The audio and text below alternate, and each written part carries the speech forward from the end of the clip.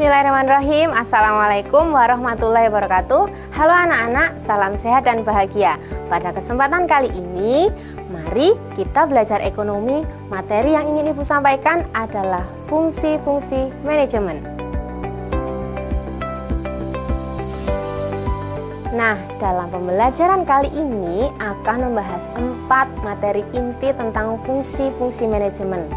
Tapi sebelumnya anak-anak perlu ketahui tokoh-tokoh ahli ekonomi di bidang manajemen, yaitu diantaranya ada James A.F. Stoner, Henry Fayol, George Terry. Nah, menurut James A.F. Stoner, ini membagi fungsi manajemen menjadi 4 hal penting, yaitu planning, organization, to lead, dan controlling. Sedangkan menurut Henry Fayol, di sini ada 5 hal penting, diantaranya adalah planning, organizing, commanding, coordinating, dan controlling.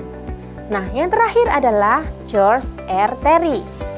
Menurut George R. Terry, ada 4 hal penting, diantaranya adalah perencanaan atau planning, pengorganisasian atau organizing, pelaksanaan atau actuating, dan pengawasan atau controlling. Baiklah, fungsi manajemen ya kita akan bahas menjadi 4 hal penting yang utama. Di sini ada yang pertama adalah perencanaan atau planning, yang kedua pengorganisasian atau organizing, yang ketiga adalah penggerakan atau actuating, dan yang keempat adalah pengawasan atau controlling. Nah, dari pendapat beberapa para ahli tentang fungsi-fungsi manajemen, ada beberapa persamaan-persamaan yang dikemukakan. Di antaranya adalah perencanaan, pengorganisasian, penggerakan, dan pengawasan. Perencanaan atau planning, perencanaan merupakan langkah awal menentukan tujuan dan cara untuk mencapainya. Perencanaan yang baik berpedoman pada 5W dan 1H, yaitu what, apa yang akan dikerjakan. Yang kedua, why, mengapa pekerjaan itu harus dilakukan. Yang ketiga, where, di mana pekerjaan akan dilakukan. Yang keempat, when, kapan pekerjaan akan dilakukan.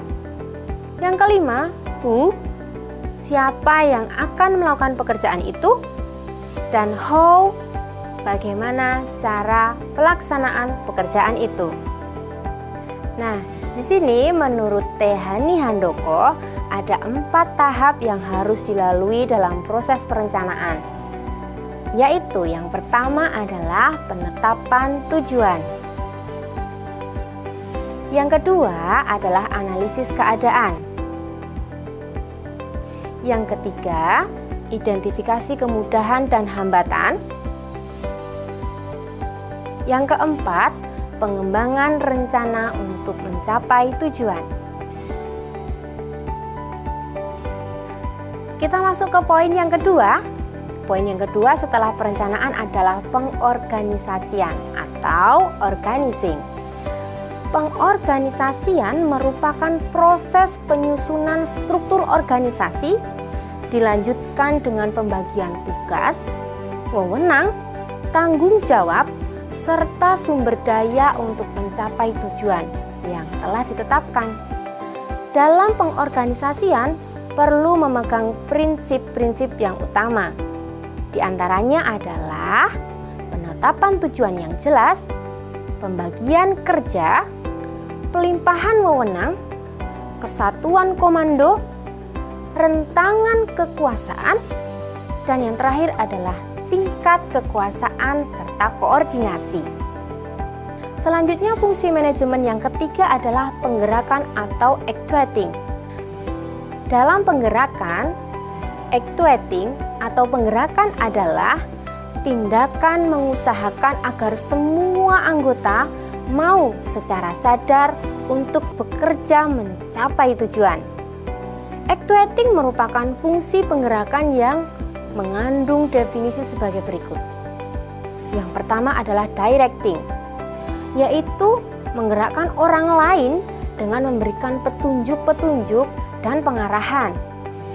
Yang kedua, commanding, yaitu menggerakkan orang lain dengan memberikan perintah atau komando. Yang ketiga adalah motivating, yaitu menggerakkan orang lain dengan memberikan alasan-alasan, bimbingan, nasihat, dan dorongan. Yang keempat adalah staffing, yaitu menggerakkan orang lain dengan menempatkannya pada fungsi-fungsi yang sesuai dengan jabatan-jabatan tertentu. Yang kelima adalah leading, yaitu menggerakkan orang lain dengan memberikan contoh dan teladan yang baik untuk mencapai tujuan. Nah, penggerakan akan berhasil bila memegang prinsip-prinsip sebagai berikut. Prinsip yang pertama adalah memperlakukan manusia dengan sebaik-baiknya. Yang kedua, mendorong pertumbuhan dan pengembangan manusia. Yang ketiga, menanamkan pada manusia keinginan untuk melebihi. Yang keempat, menghargai hasil pekerjaan yang baik dan sempurna.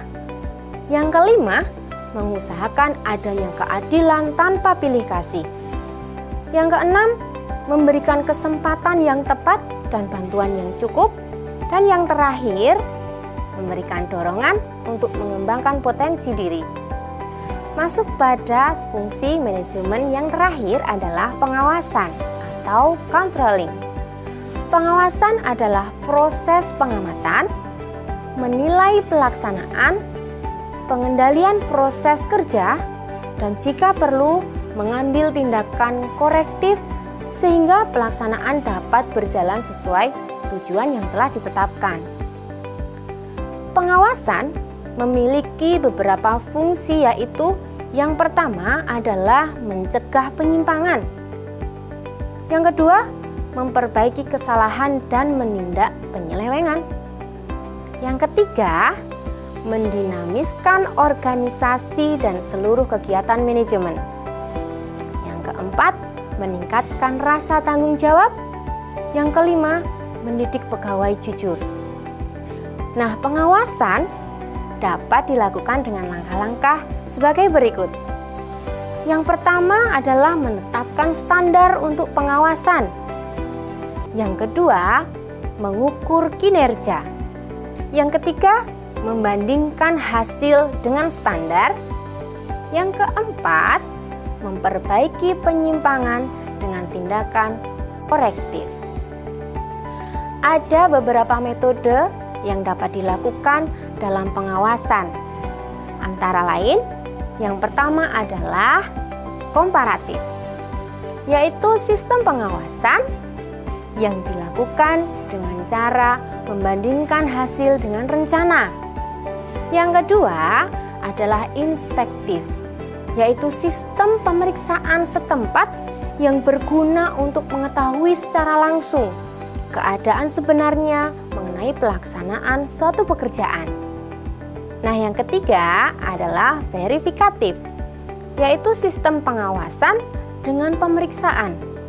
Yang keempat, investigatif, yaitu sistem pengawasan yang dilakukan dengan mengadakan penyelidikan. Nah, contoh fungsi manajemen yang berhasil diantaranya karyawan bahagia, perusahaan maju dan berkembang. Yang ketiga, income bertambah. Baik, demikian pembelajaran ekonomi kali ini. Untuk menambah wawasan kalian dalam materi-materi selanjutnya, silakan kunjungi Jogja Belajar. Terima kasih. Billahi taufik wal hidayah. Semoga bermanfaat. Assalamualaikum warahmatullahi wabarakatuh.